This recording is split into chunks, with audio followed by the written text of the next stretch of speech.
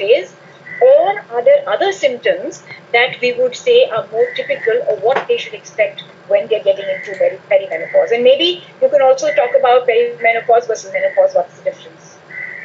Sure. And you're absolutely right. Women are getting into perimenopause or reaching menopause a lot younger these days. And there is obviously a reason for that, right? So every period is actually a missed period. I'm going to repeat that because that will kind of set the context for why you're getting into perimenopause. Every period is a missed baby. That is how nature looks at it, right? So you're meant to get pregnant.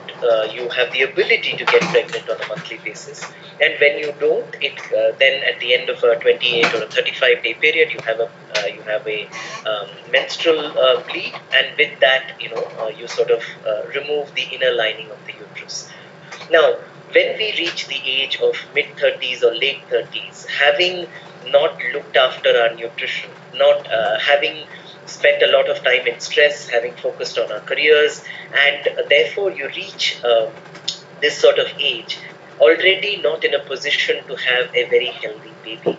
Then nature begins to sometimes give you skipped periods. We all know that when we are stressed or when we are traveling or some huge accident or an untoward incident happens in our life, we can miss a period. So this is again nature's way of saying, hey, I don't think you're ready to reproduce, so therefore I'm going to miss the period. So these days we find that perimenopause starts early. And we must remember that according to the medical literature, perimenopause can last anywhere up to 1.5 decades. That's 15 years. Now, what does perimenopause mean? It basically means that you begin seeing some signs that you are no longer fertile or fully reproductive. This could be in the form of missed periods, but I wouldn't say the odd missed period, especially because of travel, stress, etc., should be counted as perimenopause. It is when you begin missing periods quite regularly, let's say every third period there's some trouble or the other, or the number of days that you bleed for actually becomes lesser. These could be signs that you're getting into perimenopause. Another sign of perimenopause that's a little tricky is that you could have mental symptoms. You begin to feel more anxious, you're not able to cope as much. The reason that this happens is that women are blessed with high amounts of estrogen during their reproductive life. Estrogen is not just the hormone that builds the inner lining of the uterus, it is also the hormone that actually lets you multitask. That's why men can't multitask well at all, but women seem to manage to have, literally 10 hands. So when the multitasking hormone estrogen begins to not do its job properly, you can begin to feel overwhelmed. You're in the middle of something, somebody comes and interrupts you, you lose your train of thought, you're really angry. You begin to feel overwhelmed or emotional. These are all signs also of perimenopause. Inability to tolerate temperatures, temperature changes especially, could also be a sign of perimenopause. Though because so many women come in with hypothyroid these days that is undetected, which means you can't see it in their blood test, but they still show symptoms of hypothyroid that functionally trained people like our therapists at Sepalika know how to detect.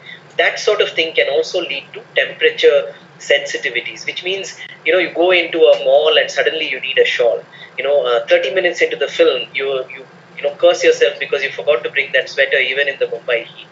These could be signs again of perimenopause. Go ahead, Sharda. You're on mute, so you're going to have to unmute yourself. Sorry about that. So I know some of the one question is that while we understand that these are symptoms, is there something that we need to do about it at this stage? Given that it's going to be, as you said, a decade and a half of a woman having to face these symptoms. Yeah. And, so that is the reason why I mentioned that every period is actually a missed baby. And what this means is that if you can improve your core health and your fertility, then nature will let you stay within the reproductive cycle for longer, which means you manage to delay your perimenopause. Now, how can you do this? Obviously, stress relief is a huge thing. You do need to also make sure that you're consuming the right balance of macronutrients, which means proteins, carbohydrates, and fats. And you need to make sure that you have the right supplementation that is needed. So test at least once in 6 months. Make sure that your vitamin B12 levels are at least above 600 Make sure that your vitamin D3 levels are at least above 60, and make sure that you're getting enough sleep, and that your lifestyle is such that it doesn't look like you're in a fight or flight situation. So nature is forced to push you out into menopause. And I must add, before, I know if you go to your gynecologist, you may, especially some of you who face more severe symptoms, are likely to be put on hormone therapy or hormone pills. Please, our request is don't start on that till you're able to at least address it through the foundational methods of getting your basic health in order, the way Mahesh said. Mahesh, moving on, I'm going to jump now from the menopause to PCOD because I have questions now at the other end of the spectrum. So Prashanti has asked that she's seeing young girls, teenagers who are beginning to experience symptoms of PCOD or missed periods. Does this mean, therefore, that as they get older, they're likely to be heading towards infertility and may struggle to conceive, number one? Second is that does somebody having PCOD mean they will get diabetes? Okay. And the third, one more question, sorry, I'm going to add because they're all on PCOD. The third one is mammogram, or actually I meant, is USG, an ultrasound, the only way to detect or diagnose that somebody has PCOD? Okay, so quick answers to all three questions. Polycystic ovary disease, as the name suggests, means that basically when you're meant to have a proper ovulatory cycle, it means that in a 30-day cycle, around day 14, an egg is released from the ovary, which can then be fertilized should you decide to get pregnant. Now, in young girls as well as women who get PCOD, this egg release doesn't happen. There are several immature follicles, as they're called, which tend to form these cysts on the ovary. And since there are multiple cysts, it's called polycystic ovary disease. However, this is a little bit of a misnomer because you can also have PCOD without having cysts on ultrasound. So for this, we need to get into the reason why the polycystic ovary disease happens. At Sepalika, we have treated more than, close to probably 400 patients with PCOD till now. And the way that, PCOD happens is often in young women due to insulin resistance. Eating the wrong diet, not getting enough exercise leads to weight gain, which again is a vicious cycle. The higher levels of insulin pushes up higher levels of testosterone. Testosterone is the male hormone, and it causes this polycystic ovaries to develop. So naturally, if testosterone is going up too high, especially a more potent form of testosterone called dihydrotestosterone or DHT, then it obviously means that fertility is going to be impacted. So if you ignore your PCOD today, or even go to a gynecologist who puts you on birth control pills or hormonal pills, which essentially don't fix the underlying problem. They only switch off your own hormonal system and make you have false periods which are caused by the birth control pills. Then in the future, certainly, let's say you take these BCPs to try and get regular periods for 3 or 4 years. Patients often come to us like that. And then when you're, say, 26, 27, you're ready to start a family, you think going off the birth control pills will make you immediately fertile and help you have a baby. That's not quite how it goes. Your fertility is not only not ready, it has been switched off for 5 years. So when you try to switch it back on, it isn't going to start. In fact, it's the old problem there plus 5 years of having not treated it. So that's the impact that PCOD has on fertility. Certainly, PCOD has a direct impact on fertility, and study after study shows this. That's answer number one. Answer number two. So you wanted to know whether there is a link between that and type 2 diabetes. Absolutely. Because not only does insulin resistance lead to high testosterone, which in turn leads to PCOD, and as we all know, insulin resistance is the same cause that causes type 2 diabetes as well. Women who have PCOD have a far higher risk for developing type 2 diabetes at a later stage. And so, yes, PCOD increases the chances of diabetes. And the third question was, is an ultrasound the only way to actually detect PCOD? And the answer is no. Like I explained just 1 minute ago, the polycystic ovary appearance, which is detected by ultrasound, is just one of the ways in which you can tell that you have PCOD. It isn't conclusive at all. We come across many women who don't have polycystic ovary appearance and yet have PCOD. So the correct way to detect PCOD is to take a simple quiz that we have on the Sepalika website as well. And it is based on the American Androgen Excess Society criteria. As the name suggests, androgen means male hormone.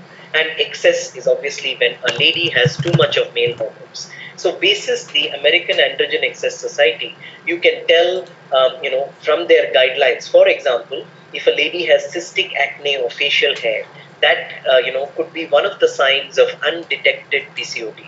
So you don't need to have a polycystic ovary appearance. If you have high amounts of male hormones, if your periods are delayed by more than 40 days on a regular basis, these could all be symptoms that you have PCOD.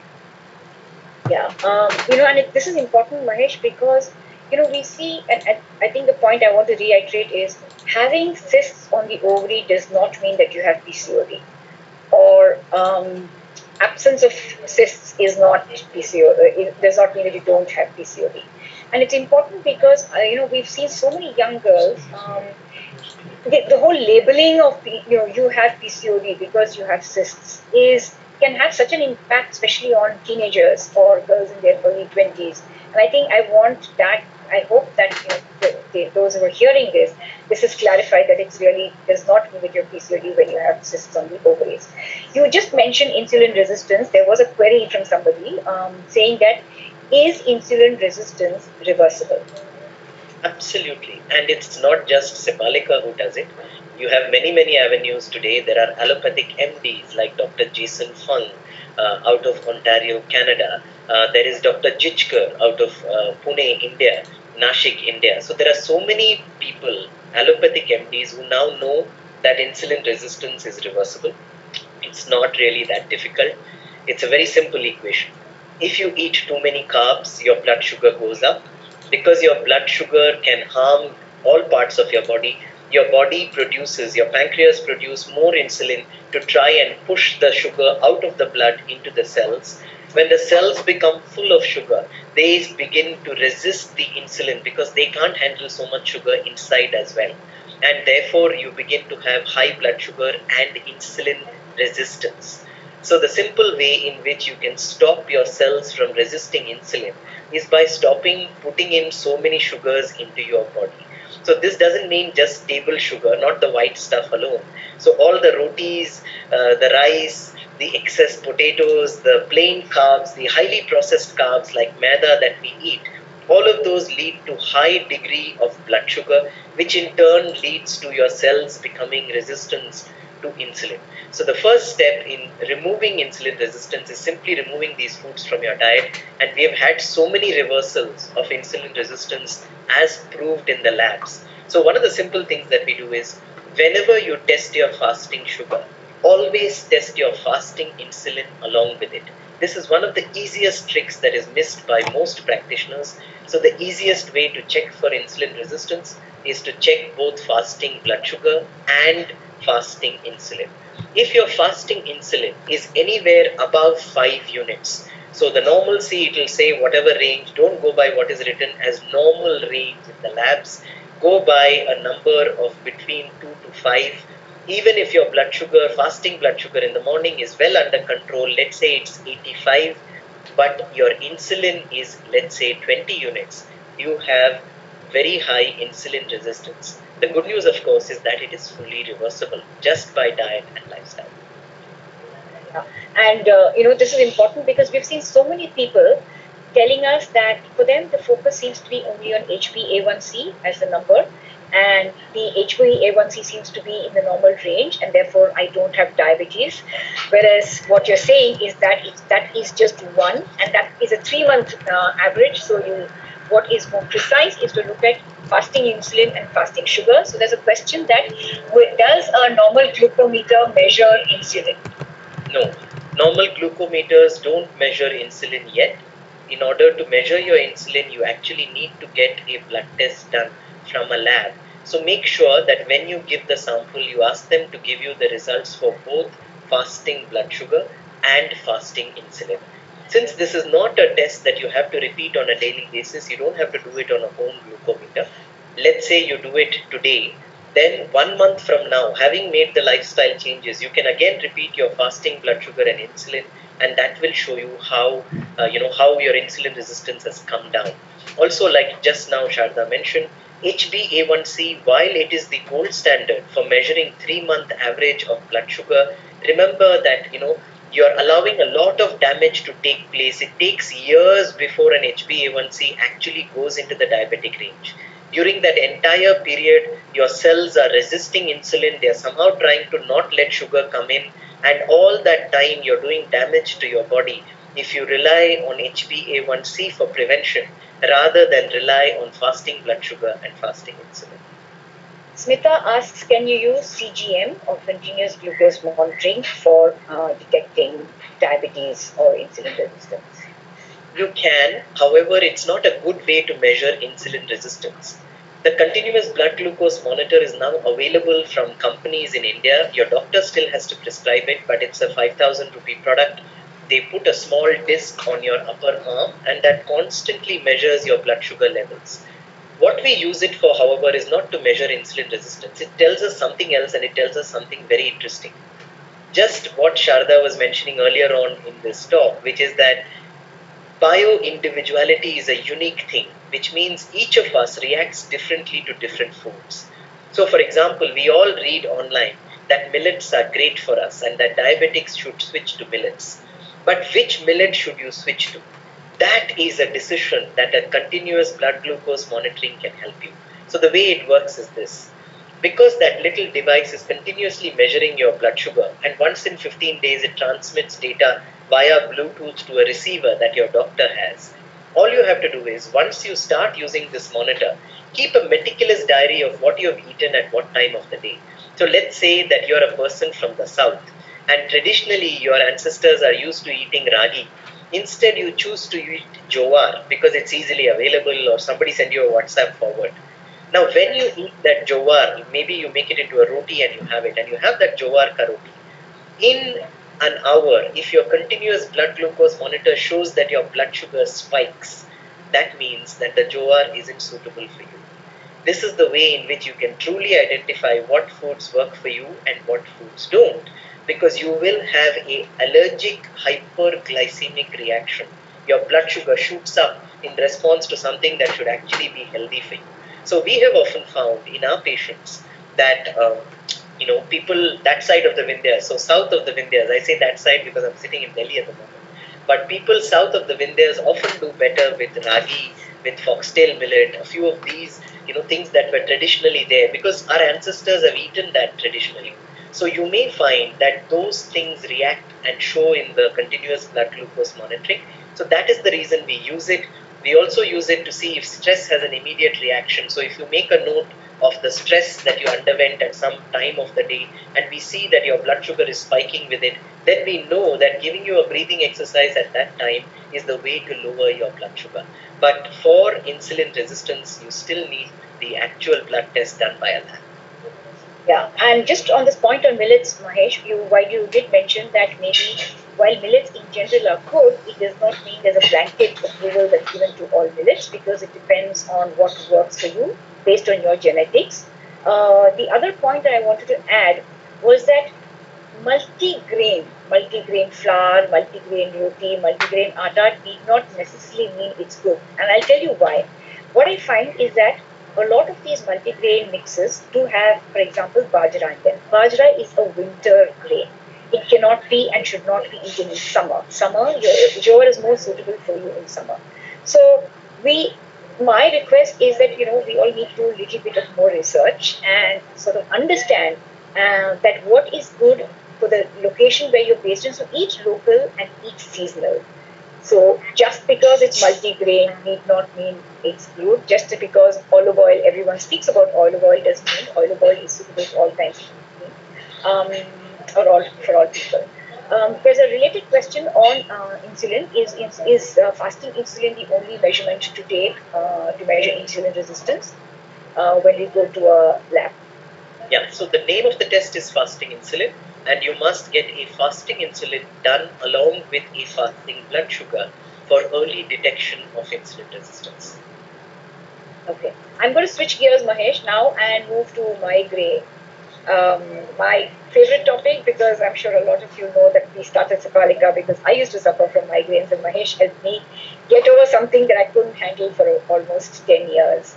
So two kinds of questions, Mahesh. One is on chronic migraines in general. Why does it affect more women than men? And is there any solution beyond us having to pop in a migrainal kind of tablet? And second is migraines or headaches around periods. Can you throw some light around this? Absolutely. I think these two are related. Question number 1 and 3 are related. Why do migraines happen more to women, and why do migraines seem to happen worse before a period? Both of these are because women have far more issues that stem from hormonal imbalances than men do. It is because you've been given the honor of being able to carry the child, and and that is a severely hormonal process, as any woman who's had a baby will tell you. Therefore, there is a play of hormones that happens, and that is why more women face migraines than men. Now, why does it happen in PMS? And this can again explain, how a typical cycle works. So it's very simple. Let me, we promise simple language. So let me just break down a 28 or a 30-day cycle into just two hormones that we're going to call. One is called estrogen and the other is called progesterone. And both of them have very important roles to play. If there are any doctors or any medical personnel who are part of this, please excuse any inaccuracies that may creep in because of the simplification. This is for common people. So this is how it goes. So on the first day you begin your bleed, and let's say the bleed goes on for 4 or 5 days in a normal lady. During that time you've got both estrogen and progesterone at the lower level. From around day 3 or 4, your body begins to get ready to actually help you produce the next baby, should you want to do that in the next monthly cycle. So estrogen is a hormone that begins to peak. The job of estrogen, we say, is to grow everything. So it begins to grow the inner lining of your uterus to get it nice and thick, so that should you choose to have a baby, the baby has a place to grow in which is full of nutrition. So inner lining of the uterus is growing with estrogen. This estrogen is produced from your ovary where the follicles are maturing, and that estrogen is growing the inner lining of your uterus. Let's say it's a very typical healthy period. Around day 14, which is midway into the period, is when the egg is released from the ovary, and with that, the outer covering of the egg, which is called the corpus luteum, or the yellow cover literally, that begins to produce the second hormone called progesterone. With progesterone secretion, estrogen goes down and progesterone stays high. And the job of progesterone, as the name suggests, is that it is pro-gestation or pro-pregnancy, allowing you to protect your pregnancy. So progesterone stops estrogen from growing the inner wall of the uterus. It makes it slightly more strong. It kind of literally shaves it off, we can say, changes the structure of the inner wall of the uterus, and prevents you from having a period. Because in the next 14 days, from the time the egg is released to the time when your next period comes, within that, the first 72 hours of that phase, right? So day 12, 13, 14, 14 is when the egg was released, is when you can get pregnant. So progesterone's job is to protect the inner lining of the uterus and not let you have a period. Let's say you choose not to have a baby, or you use protection, and therefore around day 28 is when estrogen will peak again, and when it peaks again, along with it, it brings progesterone down as well. So as estrogen and progesterone both come crashing down, there is nobody left to either grow or protect the inner wall of your uterus, and you have a period. Now, why is this relevant to migraines? This is because both estrogen in the first phase of the period and progesterone in the second phase of the period have the job not only of helping you reproduce properly, but also of protecting you from high stress and from various other things. Both estrogen and progesterone have antioxidant effects as well.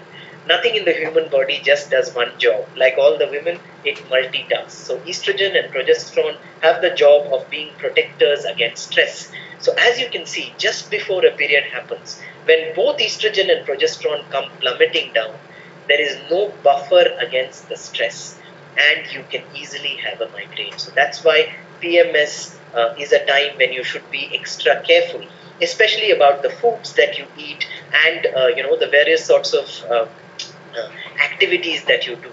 So that is how migraines are linked. And what can you do about it?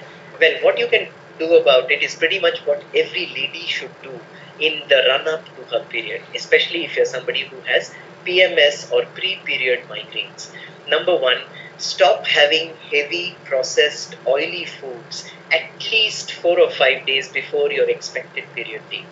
This puts extra stress on the body, and like I said, your body is about to have plunging hormones, so it can't handle the stress. Also, your body is getting ready to excrete the inner wall of the uterus and get rid of other wastes at the same time. So putting extra waste load on the body is not the smart way to go. That's number one. Number two, we say what can you eat in place of that? So at least 3 days before your period, and preferably also the first 3 days of your period, if you eat very sattvic food like a simple khichdi, as your main meal of the day, and you try to avoid as much as possible too much use of caffeine or alcohol and substances like this, you will be doing your body a huge favor. Another thing that we advise all our patients is 3 days before your period starts, try this little home remedy. Just take 3 or 4 slivers of dried coconut or copra. It's available everywhere. Puja shops, Amazon.com is available. Just take that copra, 4 slivers, and have it with a small marble-sized piece of jaggery before every meal. Now, here's the science behind it. Because your body is about to go through severe oxidative stress in the period, this acts as an antioxidant. How does it do it? The copra and the jaggery, as soon as you chew it, you'll realize your mouth begins to salivate. And saliva has potent antioxidant qualities. So whatever food you're about to put in, if that is going to give your body any digestive stress, this little home remedy can take care of it. So there are various ways in which we can handle it, but now you know why your migraines seem to happen just before the period onset. Sharda, you're on mute. Sorry, I have a lot of background sound which I'm trying to keep off. Is there a difference between a regular headache and a migraine headache, and how does one distinguish? Yeah, so there are technical ways in which one can distinguish between a regular headache and a migraine headache. Migraine headaches generally tend to be one-sided. This is the classical definition of migraines. Several migraines are also accompanied by photosensitivity. So when you see light, it makes it a whole lot worse. That's again a symptom of a migraine. So we don't get into too much of the classification of headaches versus migraines. It's just a person in distress. The final reason why a migraine usually happens is because there is a vasodilation or expansion of the blood vessels in your brain, and many migraine medicines basically help you to contract it, or in some exceptional cases it's the other way around. It's contracted and it helps you to expand. So our idea is, why did the blood vessels in the brain expand? And so because there is restricted space in the brain, it begins to put pressure, and that's why you feel the pain. So we look at the hormonal reasons why that happened. Several times there is also an imbalance in the gut.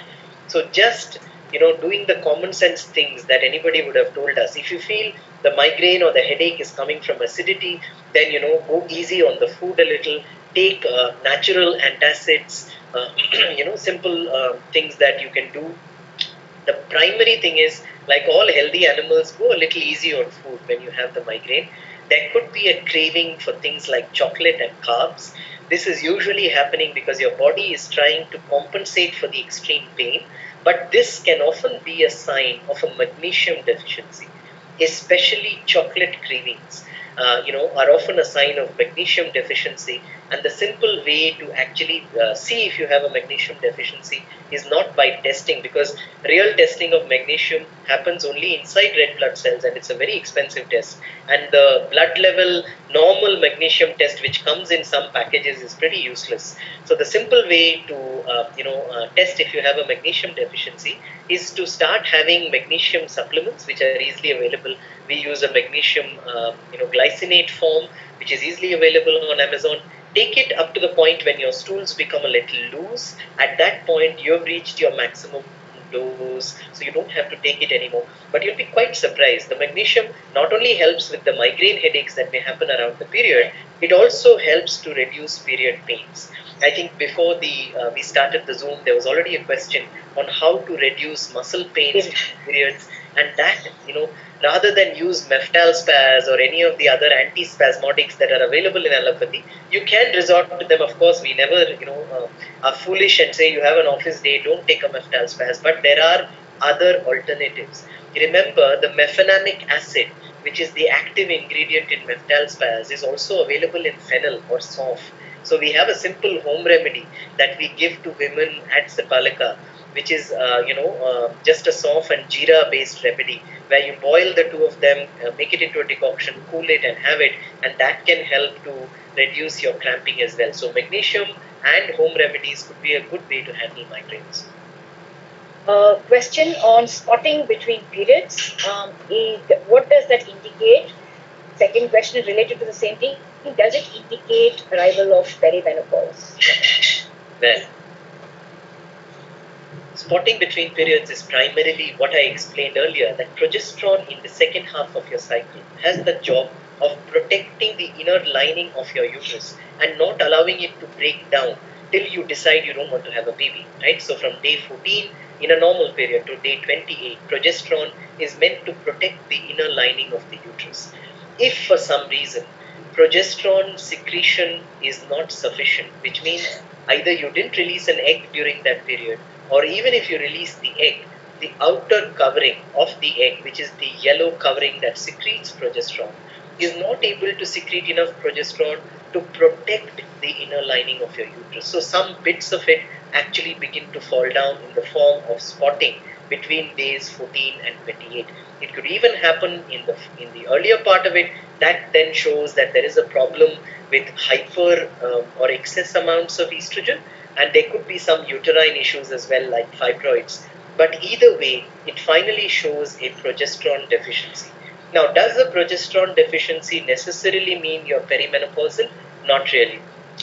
Since hormones begin to reduce during menopause and progesterone falls much more sharply during menopause than estrogen does, it could be a sign that you're perimenopausal.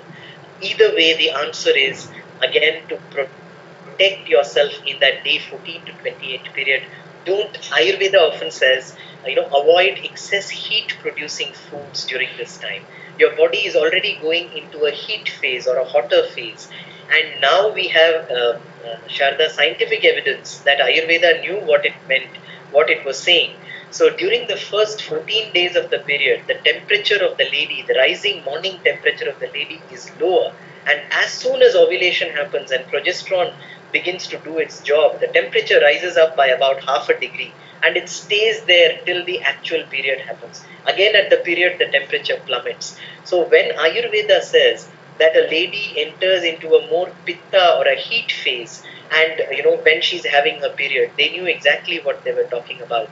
So avoiding pitta foods in the second half of the period, which could mean fermented foods, sour foods, foods like caffeine, alcohol, which all produce internal heat. As Indians, we all have an understanding of what foods produce internal heat, even if there's no scientific, Western evidence for it. So if you can avoid such foods or reduce such foods, you may find that the spotting actually reduces. But if you do want to do a scientific test, then 7 days before your period, around a week before your period, if you test your progesterone, you can do a blood draw which gives you a 21-day progesterone. It's called day 21 progesterone, but if your cycle is 35 days, then make sure that you do it 7 days before that, so around day 28. If you test your progesterone, then you will know if your progesterone is low, and then if it is indeed so, there are ways in which it can be fixed. At breakfast this morning, Mahesh, I was having breakfast with a bunch of friends of mine, and I was telling him what a fantastic system of medicine Ayurveda is, and it's tragedy that we know so little of it.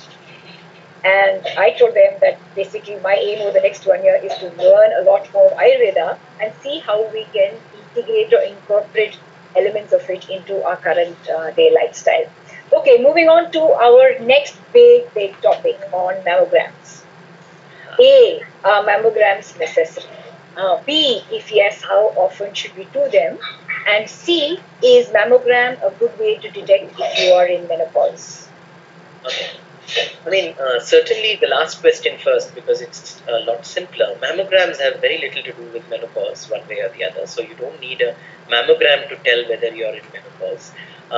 Okay, so the general question, should you be having preventive mammograms? Because we're all worried about breast cancer in today's day and age. And this is a highly controversial topic. So I'm going to give you both sides of the story.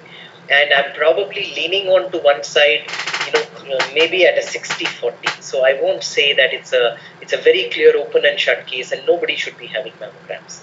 So there is a study, a meta study done by an independent group called Cochrane, where we have seen several studies across various different populations across different countries, more than 40 studies, where mammograms were done to see if indeed doing a mammogram led to cancer prevention, as in, did it lead to early detection of cancer? Was the cancer risk truly mitigated by doing a mammogram on a yearly basis? Unfortunately, the answer to that was, in people who don't have a genetic predisposition to breast cancer or to certain genetic components like the BRCA gene, which, thanks to Angelina Jolie, we are all familiar about. In such people, there is no great benefit to be derived from doing annual mammograms, number one. Number two, there is now a growing body of evidence that suggests that the radiation that you get from mammograms could be causing a mild elevation in cancer risk. So unfortunately, the diagnostic procedure itself in people who don't have a genetic predisposition or a family history of breast cancer, the mammogram itself could lead to an increased breast cancer risk. Now, this is pretty scary. And as we know, these kinds of longitudinal studies or, studies that are done over long periods of time are not easy to achieve. And, even if a mild amount of evidence comes, then I begin to get worried. I would be much more in favor of having actual physical examinations, both by yourself on a more regular basis, let's say, once in a month or once in 2 months when you're having a leisurely bath on a weekend, learn how to do a proper physical breast examination yourself. There are so many beautiful videos from MDs, from gynacs now available on YouTube on how to follow the procedure, right? So how to be thorough about it so you don't miss a lump suddenly or so on. That's a far better and less invasive and obviously, non-side effect way of detecting something. And when you must get it done professionally, maybe once in 6 months when you're of a certain age, let's say you're 45 plus, you've started getting pap smears regularly, at a time like this, you will benefit from going to an experienced gynecologist who can actually do the same breast exam you're doing at home, but do it a lot more professionally and be able to identify any lumps or growths.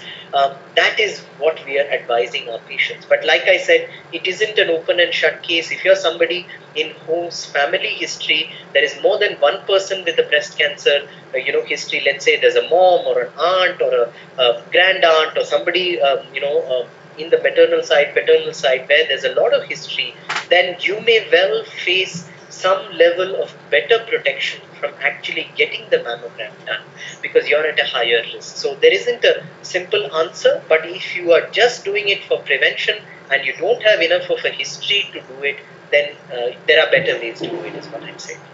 I agree with you, Mahesh, because I find a lot of my friends, at least women in my age group, tell me that now that I have crossed 50, I need to do a mammogram every year, every 2 years, because that's what my gynecologist has told me. So it's good that note of caution that you just put out.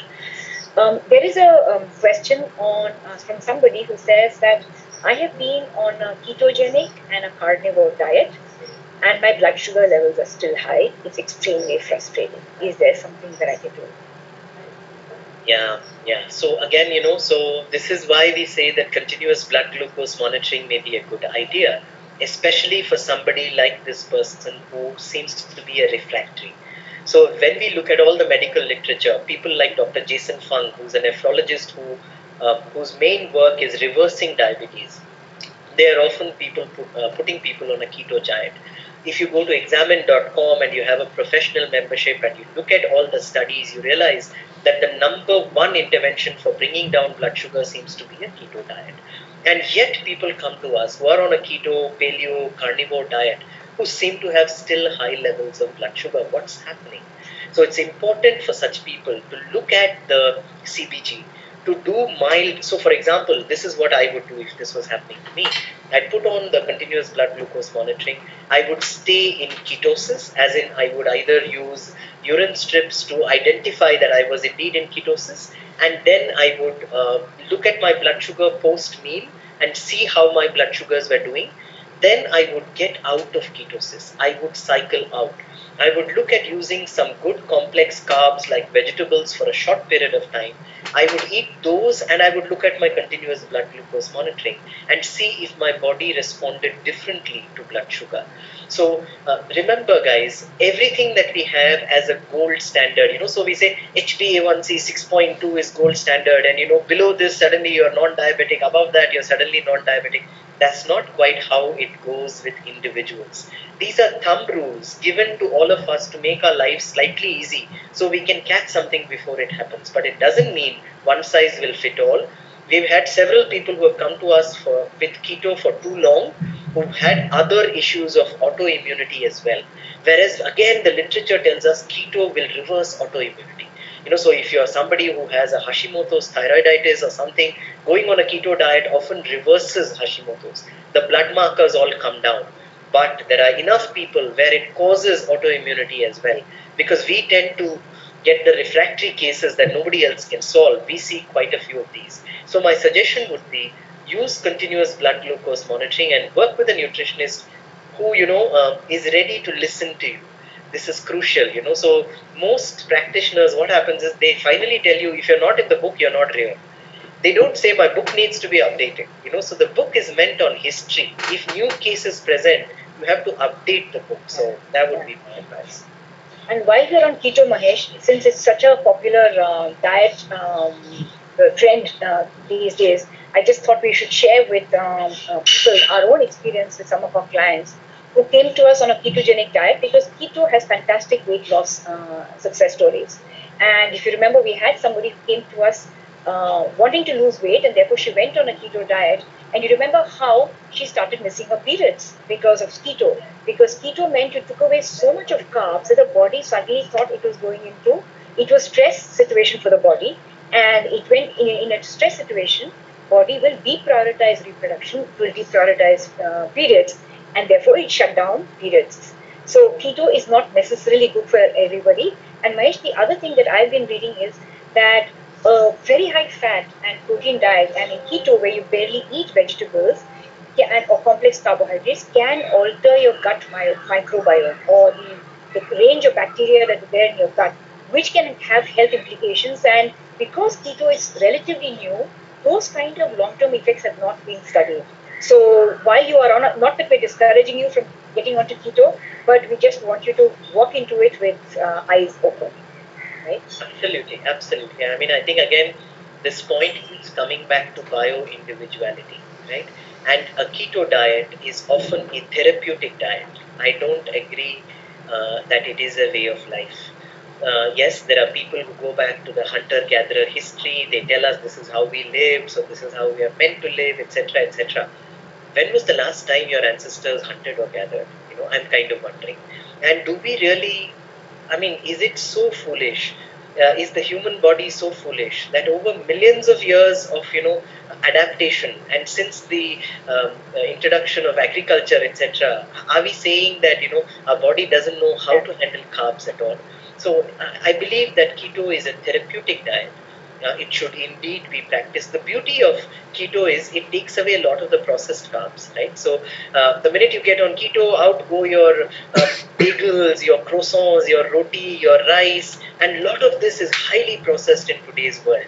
And that's why, maybe you get half of the benefits of keto is from removing dirty foods. But what we don't realize is no food in nature is ever just fats or just proteins. And therefore, there is a lot of dirty keto that keto people start taking. So, for example, there are keto desserts. Try going on Amazon and writing keto desserts. See the number of options that you get. And all of which is full of stuff like almond flour, and things which we are simply not used to consuming in large quantities.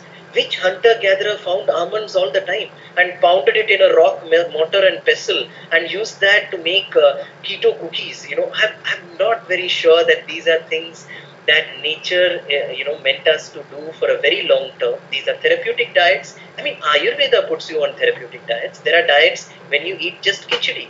When you go through a panchakarma, for a good 10 to 15 days, you could be eating nothing but the same damn khichdi. But it's a therapeutic diet. It's meant to do a particular thing, not to become a way of life.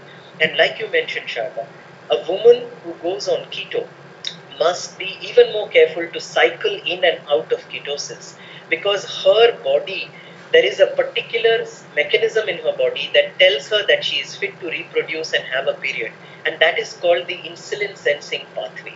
So with keto diet, there is no more insulin secreted at proper levels, and because of that, the insulin sensing pathway inside your body begins to think that you're in a famine situation. Why would it let you reproduce during a famine? So it says, let's shut off this lady's periods and let's make sure she doesn't produce a baby at a time when nutrition is not available. So while you can be fat adapted and you can do excellent, you'll run a whole lot better, you'll have a lot more energy, you do need that minimum amount of carbs to produce that period, to be in the reproductive cycle. Unfortunately, till now, nature doesn't seem to have evolved to let a lady have keto periods or keto babies. I'm not sure that this is the healthiest way of doing it. So yes, by all means, ketosis is fantastic, low carb is fantastic, but do it within moderation and do it with some expertise. Right. So I understand what you meant by women should be careful for its impact on their periods, for keto diet's impact on periods. What about intermittent fasting for women? Because I just saw a query come up saying, can women who are in the post-menopausal phase resort to intermittent fasting? Well, again, the answer is a little tricky, so I will invoke a little bit of Ayurveda to answer this. This is crucial. There's no simple answer. The answer depends on your body type, right? So there are many Prakriti quizzes that you can take online. So some of the better ones are like Planet Ayurveda, which is an Ayurvedic products company that's based out of Chandigarh. We don't have any financial alliance with them, but our Ayurvedic Gynac trusts, for example, their quiz. So there are several such quizzes that are available online. The reason I bring up the quiz is, please take a quiz like that tells you whether you are a Vata predominant person or a Pitta or a Kapha predominant person. These are the names of the three humors in Ayurveda, and we've all, because we've grown up in India, we've heard of these terms, Vata, Pitta and Kapha. If you eat too many beans or raw vegetables, we are told our Vata will go up. If you eat fermented foods like curd or pickles or too many dosas or yeast, your Pitta will go up, we are told. If you eat very oily, slow-moving foods and foods that are very heavy to digest, your Kapha will go up, we are told. Right? Now, basis your personality. If you're, for example, a lady who's reached menopause and is a Vata-dominated person, how will we know this? For example, if you have, let's say, insomnia easily, if you're somebody who's agitated, if you're of a thin frame, if your mind keeps racing, if these are all your sort of, personality traits, it is quite possible that you're Vata predominant. Now, why is this relevant for intermittent fasting? If a Vata predominant person begins to do pretty severe intermittent fasting, let's say beyond 12 or 13 hours, it is possible that their body could actually get into a worse Vata phase. So it's very important to know how you're doing. So by all means, you can try intermittent fasting. Like I said, take one of these quizzes, it's for free. It gives you some kind of a hint as the personality you are. If the goal of intermittent fasting is to lose weight, you'd be surprised that there are people who lose weight by eating more frequent meals. Yes, it is an exception, not the rule, but you can lose weight by eating more frequent meals, especially if your body is starved for nutrition and therefore it is holding back the weight. And once you start giving it the proper nutrition, the excess weight or the water weight begins to go away. So there is bio-individuality, and once you know your nature, just listen to it and you'll be fine with intermittent fasting. Okay. Another popular question from women, I know you're not going to be surprised. women Paul. no, before that, before that, women and belly fat. You've heard me say this before and complain to you. So the question is, and this has actually come on the personal chat. The question is, I eat simple food. I don't seem to be suffering from bloating or flatulence, and yet I seem to be putting weight around my middle. What is the cause, and what can I do about it? So this depends on the age of the person. I don't have it, and I'm promising you that's not my question. All right, I understand. Okay, fair enough. So I will, sort of put this into two categories then. One is a person who is either perimenopausal or menopausal, and one is for people who are not. Right? Let's take the simpler Sorry, I've just got the answer. She's 45 years old. Okay, all right. So I would put that into perimenopause, and this is how we would look at it. Now, belly fat is basically coming from fat that we believe is hormonally active. This is what we say. Okay, what does this mean? This means that if at this particular age you are doing things which are not supporting proper removal of estrogen from your body during the second half, or at least at the point when your period is happening, like we said before, estrogen and progesterone have specific roles to play. From day 0 or day 1 to day 14, estrogen is meant to have full play, and from day 14 to day 28, progesterone is meant to have full play.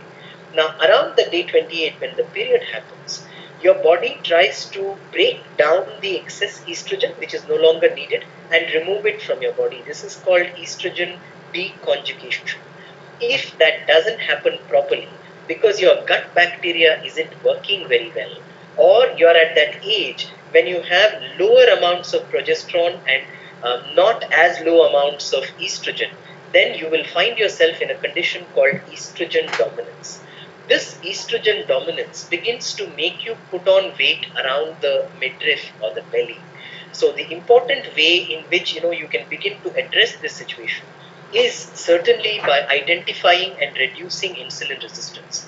Do the test, do the blood test, look for your values of fasting insulin. And like we said, if it's above 5, especially if it's substantially above, let's say 7 or 8, then you have insulin resistance. And at least your intake of simple carbs, bringing them down, will certainly support removing that belly fat. Also, women often tell me in their 40s that I eat one slice of cake, which is barely 50 grams, and I put on 500 grams. What the hell is happening? So, there is a more acute reaction to processed maida and sugar at this age. So before you put in that one sliver of birthday cake, be sure that is going to end up around your waist. It's not going anywhere else. So during this time especially, be extra careful. See, we suggest, very simple, practical ways in which you should try and avoid this situation, right? So always carry in your handbag a few dates. If it's a sweet tooth that is hitting you immediately after dinner, have that piece of dark chocolate or have that date, or carry a few dry fruits with you. We don't even mind raisins. Raisins can often be very supportive for women, especially when they're facing hormonal issues. So a few raisins, 2 cashews, a little bit of almonds. Just if you eat that and you let your brain calm down and not crave for that piece of dessert, it will have a huge impact on what happens with your belly fat. So the short answer is, belly fat is often hormonal in nature and it's vicious. Once estrogen deposits that fat around your waist, that fat itself begins to secrete estrogens, which is a form of estrogen. So it becomes a vicious cycle.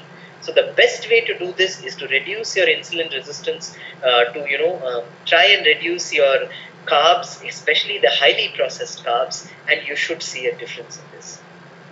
Thank you. Another practical request, a practical question has come. For various reasons, women need to delay periods. Maybe because they need to go to the temple or a festival or a function, beach holidays, etc., etc. Is there, there are certain home remedies like eating fried gram dal.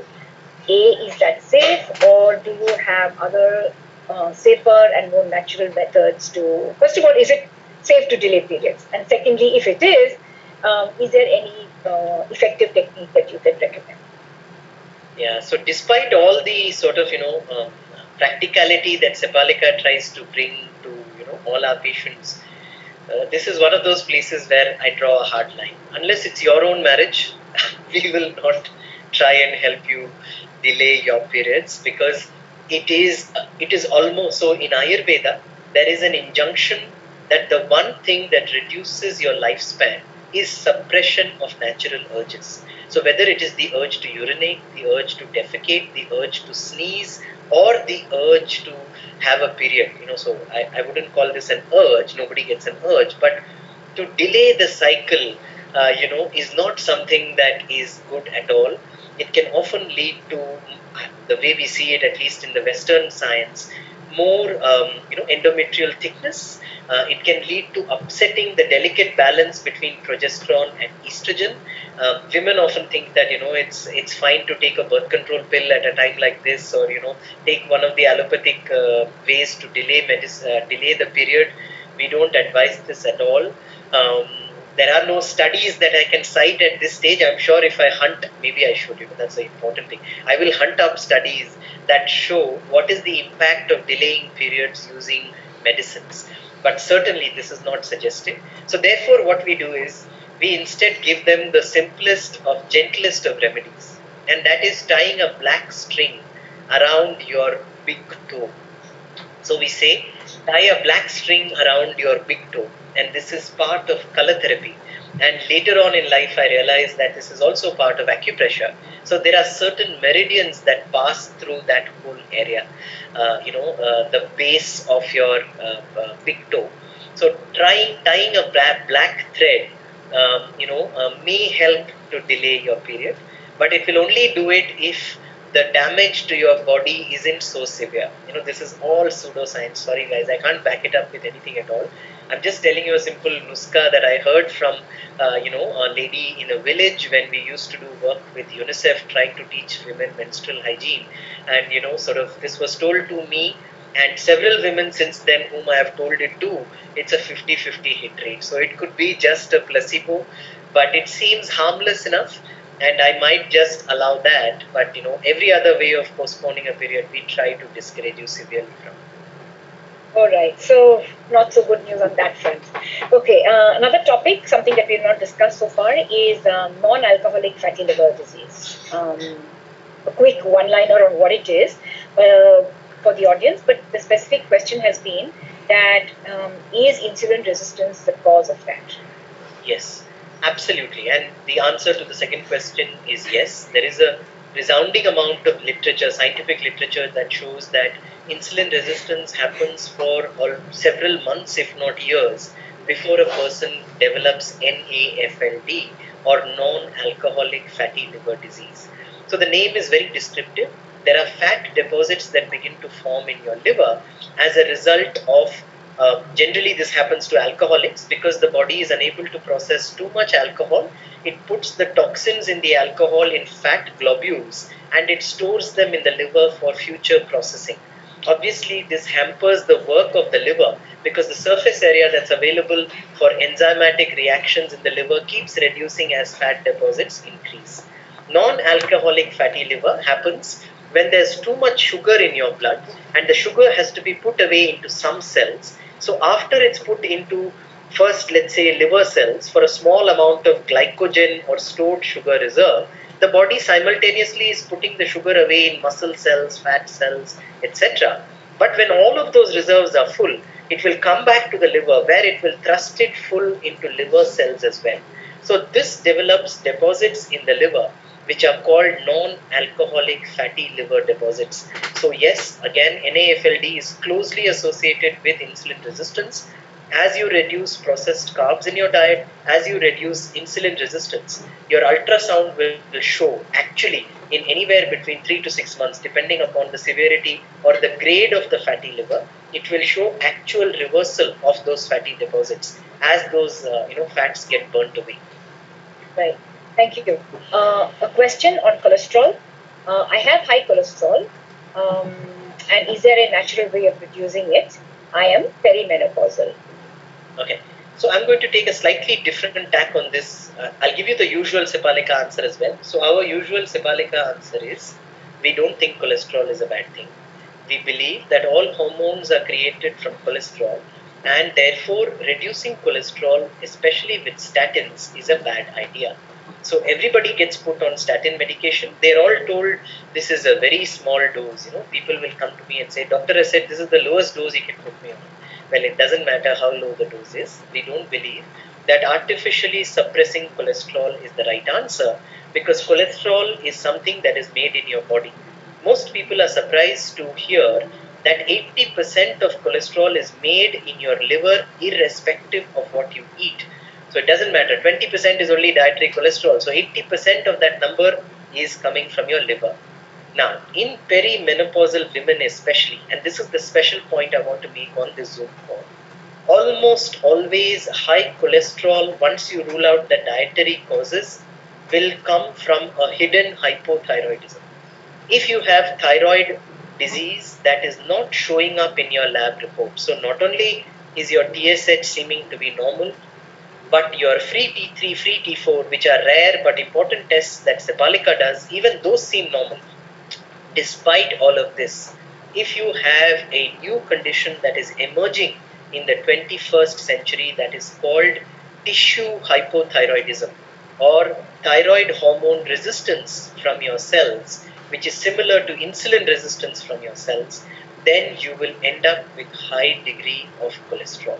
In such patients, once we optimize their thyroid function, either by giving them supplements that help their thyroid function better, or helping them lose a little bit of weight, or in some cases, giving them bio-identical thyroid hormone, then we find that the cholesterol becomes normal again. So if you're getting high cholesterol around your perimenopause, do look up the various resources we have on Sepalika about how you can reduce those naturally, and also do look up your thyroid function. See if you've got other symptoms. There is a lovely article on Sepalika which we often cite to people, which is called 300 plus symptoms of hypothyroid. So your blood tests may tell you that your thyroid function is normal, but if you have one of those 300, usually multiple of those 300, you likely have cellular level hypothyroidism. Back to you, Shan.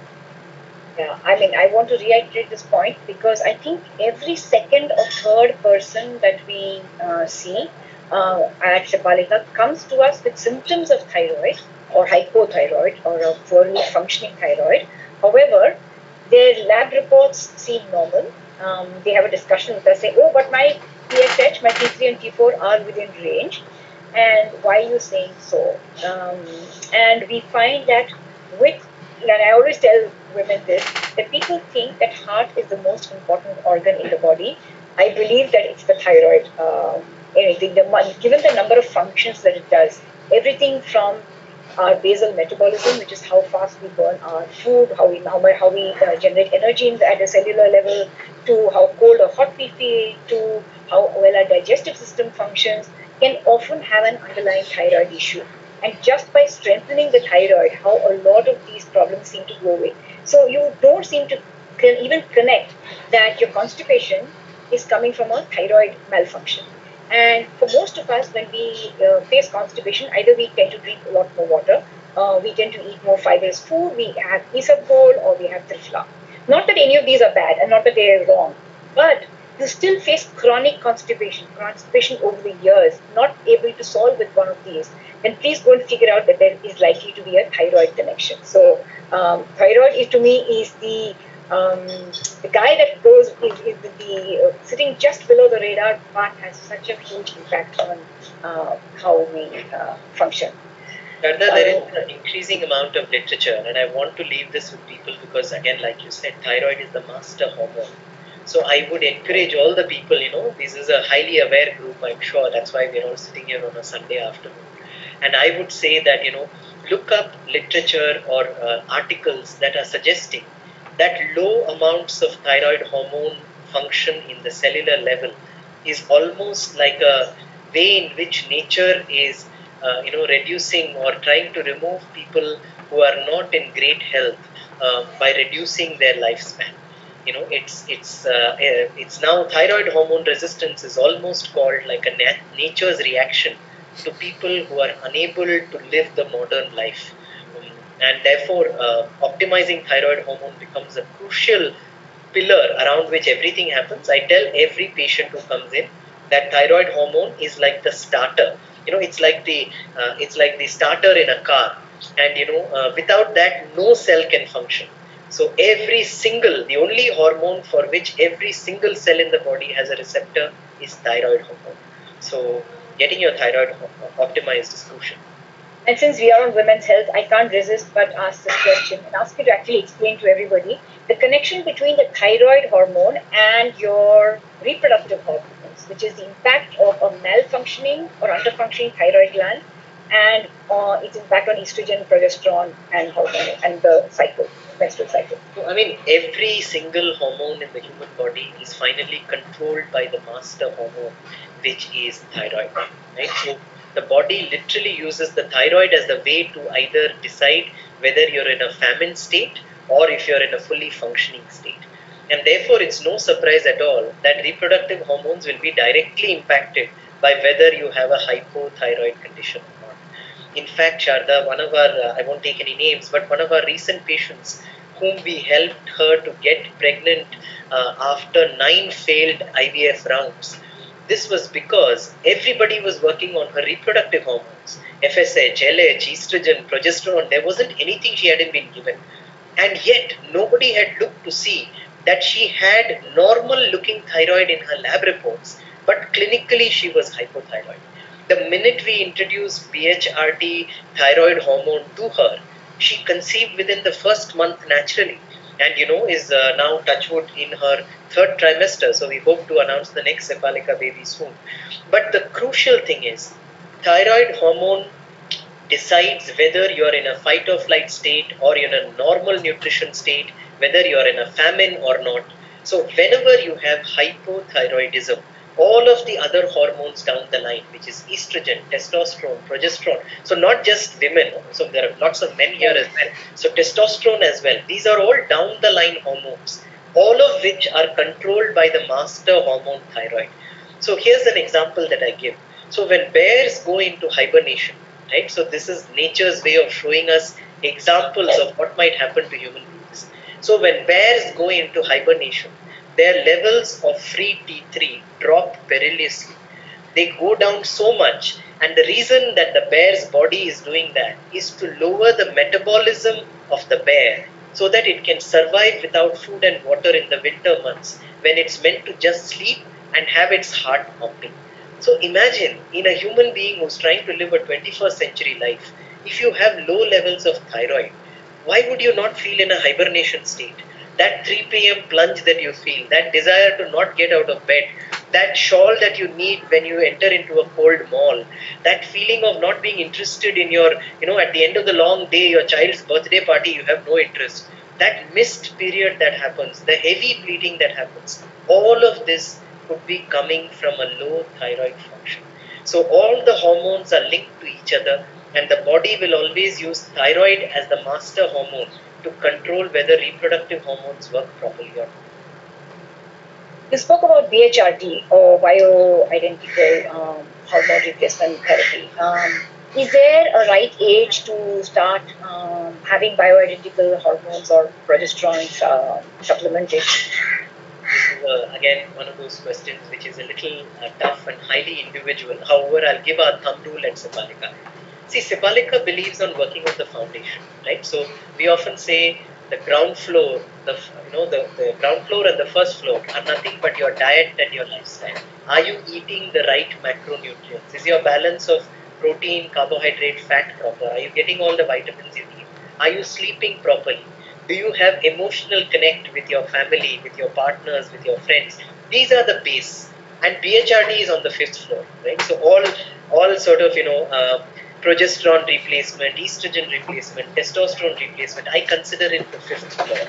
So I would ideally like to fix the ground floor and the first floor. Give your body the right nutrition and see if it produces its own hormones properly. That's what we do on the Sepalika program. So first fix the ground floor, first floor. Because nobody in BHRT often asks, why is this body not producing progesterone? Why is it low on testosterone? If you ask that basic question, you may just go down and find that there's something severely wrong with the ground floor and first floor that people have missed. So again, I'd like to give a very telling example. Another lady who came to us having several failed, she had lost 2 miscarriages she couldn't get pregnant. Now here's why I'm linking it back to the ground floor and first floor. She had had gallbladder removal in her younger days. And because of that, she was incapable of digesting fats, because obviously gallbladder stores the bile. The bile is important for breaking down fats from your diet and making them into cholesterol. Cholesterol sits at the top of the hormone pyramid. All the hormones in the body are created from cholesterol. This lady wasn't able to digest, absorb and produce cholesterol. Therefore, she had no hormones down the line. They kept trying to whip her ovaries to make more estrogen, to make more progesterone. All of this, all we did was give her digestive enzymes to digest fats and added back fats to her diet. With that, she began producing cholesterol. All her hormones happened naturally. And she went on to have a baby. And she continues with her digestive enzyme and continues to eat fats. Now, I could have easily said, why don't you try BHRT? And there are cases where we do it. But we often like to use it as a later resort, if not a last resort. Why not first coax your own body to make its hormones? If it can't make it, then by all means get on to BHRT. You must remember, bioidentical hormones are far more superior than general, over-the-counter or pharma-made pills that you get. BHRT is made by doctors who compound these hormones in pharmacies specially for you. They make it in a proportion that's right for your body. However, it is for life. And what do I mean by it is for life? It's not addictive like your sleeping medicine or something like that, but it is like Cinderella's shoes. Only till you have it on will it work. The minute you take it off, everything turns back into a pumpkin. So don't think that you can get on to BHRT and get off it. BHRT is a decision often for life. There are some rare cases where we will put somebody on BHRT and still work on their foundation, ground floor, first floor, and then be able to wean them of small amounts of BHRT. Those are few and far between, but therefore I would say, what is the right age to start progesterone? Well, if you're, let's say, in your 30s and you're trying to get pregnant, then you may need to use progesterone sooner. But pregnancy and fertility is a unique case. We don't, that's the only case where Sepalika aggressively recommends BHRT where it's needed, because it's a unique situation. To save you from IVF, IUI, all these factories, we try and get you into BHRT instead. But otherwise, if you're asking when should a perimenopausal woman start progesterone, she must start it when consistently, in at least 3 blood tests, her 21-day progesterone or progesterone blood levels 1 week before her expected period is substantially low. Because then she's going to suffer all her life, because progesterone will not start getting made naturally. So maybe in your 40s, sometimes late 40s and 50s may be better. But even there, I would say, go to a functional medicine practitioner who first says, why is it that you're not naturally coping for the lack of progesterone? And then once those foundational issues are resolved, you can take the decision. There have been a lot of requests for the resources that you've been mentioning on the talk. So for the benefit of everybody, what I'm going to do is after this, we will post those links to those resources on Sepalika Facebook page. So you can access it from there. If you're still missing it, then please connect with us on Facebook and we will send it across to you directly.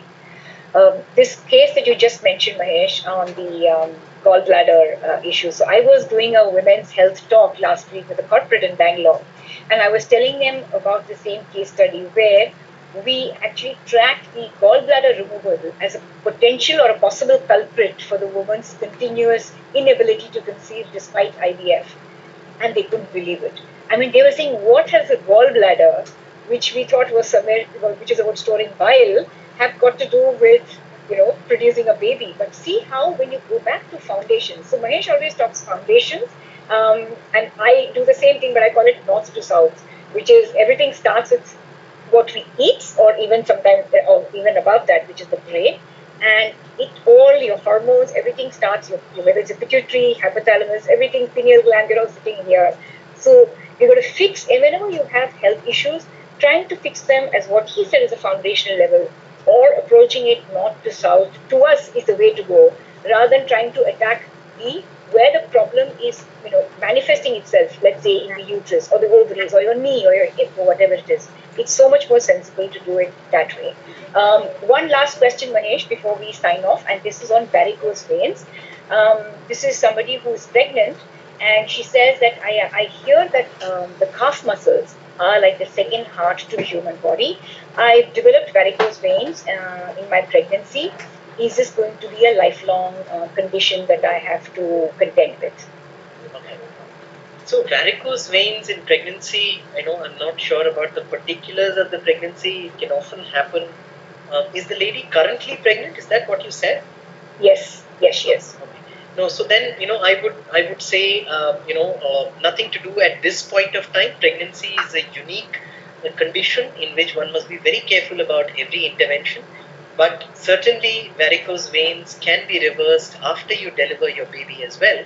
It depends upon the severity of the varicose veins and why they came in the first place. So women who are carrying a heavy baby, often if you have diabetes insipidus or diabetes during gestation, if you have gestational diabetes, the baby can grow very large in size. That can hamper the flow of blood back from the leg into your lungs for purification. So remember, our legs, so blood goes very easily down. So arteries carry pure blood. So blood travels down easily because gravity is there. It will just take it down. That blood, once it has given the nutrition and it has collected waste from all the cells, has to bring that blood back up to the lungs where oxygen will be put into it and made into pure blood again. This process has to fight gravity and come up. So nature has built beautiful checks and balances to make this happen. Every few millimeters there's a little check valve that makes sure that once blood comes up, it doesn't slip back again. So the valve opens and closes immediately, and then it comes up, and so on. Now, in a lady who's pregnant, I don't know again if she's not been allowed. She's just clarified it's post-pregnancy. How many years post-pregnancy? So while I'll wait for her. I'll tell you what to do. 2 years. 2 years. All right. Okay. So the first thing to do, Sharda, is one of the resources again that we must post for this lady is the exercise of legs against the wall that we've been sharing with a lot of people.